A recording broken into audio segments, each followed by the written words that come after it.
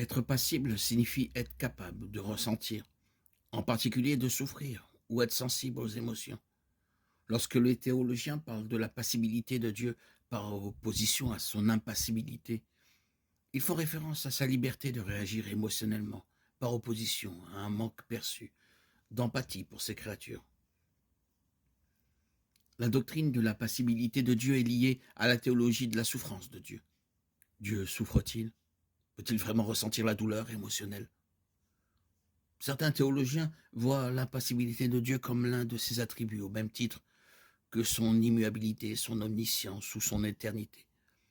Ils voient Dieu comme apathique, dans le sens où il existe au-dessus des émotions humaines et n'est pas touché par elles. D'autres voient la passibilité de Dieu comme l'un de ses attributs essentiels.